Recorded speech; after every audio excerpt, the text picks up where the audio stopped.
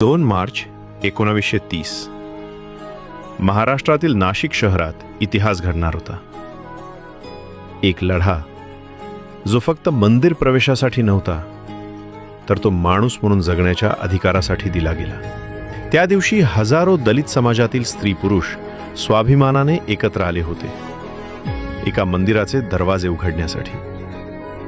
कारण त्या काळात सार्वजनिक विहिरी, शाळा आणि मंदिरांमध्ये त्यांना प्रवेश नाकारला जात होता. ते मंदिर होतं काळाराम मंदिर, भगवान रामाचे मंदिर. पण रामाच्या नावानेच काही लोकांना प्रवेश नाकारला जात होता. अस्पृश्य म्हणून ओळखल्या जाणाऱ्या लोकांना देवदर्शनाचाही अधिकार नव्हता. तेव्हा पुढे आले भारताच्या सामाजिक क्रांतीचे शिल्पकार डॉक्टर बाबासाहेब आंबेडकर.